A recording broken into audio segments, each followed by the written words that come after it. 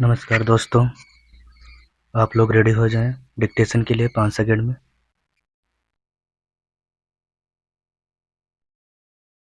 Start. एक साथ चुनाव शीर्षक से प्रकाशित संपादकीय टिप्पणी पढ़कर यह अनुभूति हुई कि देश में एक साथ चुनाव कराना समय की आवश्यकता है। इसी आवश्यकता की पूर्ति के लिए केंद्र सरकार ने पूर्व राष्ट्रपति रामनाथ कोविंद की अध्यक्षता में एक समिति भी गठित की, जिसने अपनी रिपोर्ट भी सौंप दी है।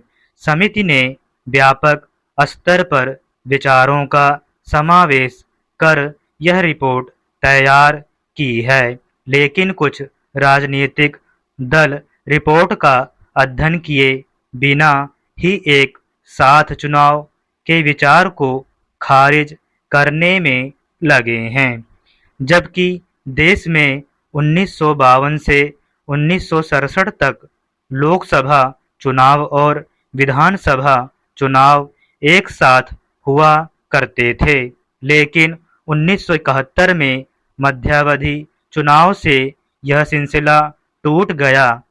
अब एक बार फिर से एक साथ चुनाव की आवाज उठने लगी है।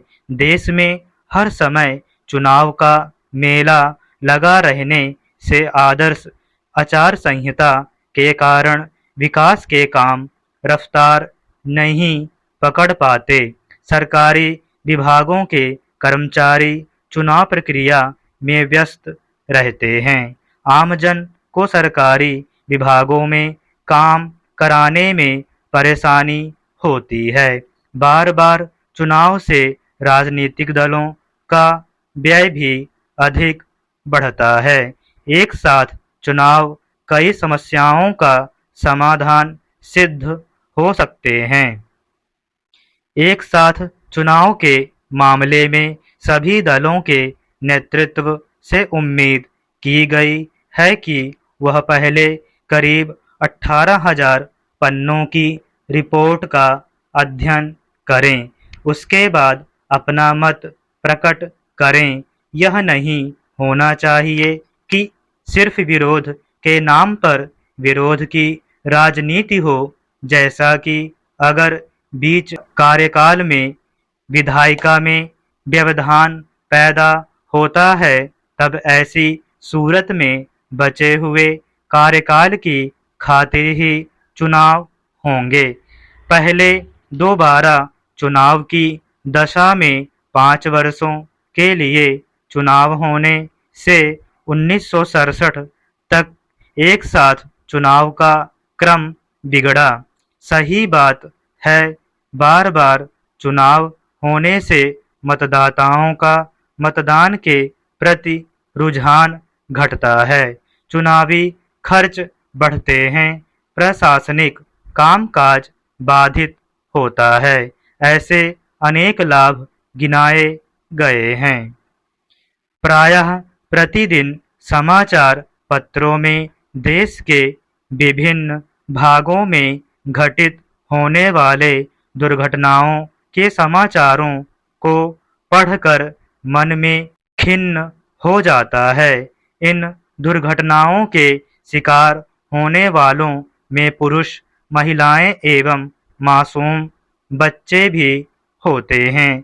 कभी कभी तो घर के सारे सदस्य काल कवलित हो जाते हैं। सड़क दुर्घटनाओं के 6 मुख्य कारण हैं। पहला, अंधाधुंध रफ्तार से गाड़ी चलाना। दूसरा, ट्रैफिक नियमों का उल्लंघन करना। तीसरा, नशे की हालत में वाहन चलाना अथवा चालक को झपकी आ जाना। चौथा, सड़कों का खस्ताहाल होना अथवा सड़क पर अतिक्रमण रहना। पांचवा कारण है वाहनों का खराब हालत में होना। छठा, दुर्घटनाग्रस्त व्यक्ति को तत्काल चिकित्सीय सहायता उपलब्ध ना होना 7वां कारण है चालकों को सरकार द्वारा बताए गए दिशा निर्देशों जैसे हेलमेट न लगाकर, सीट बेल्ट न बांधकर वाहन चलाना व गाड़ी चलाते समय मोबाइल से बात न करना आदि। जहां तक भारत का प्रश्न है, सर्वाधिक सड़क दुर्घटनाएं तमिलनाडु में होती हैं। स्टॉप।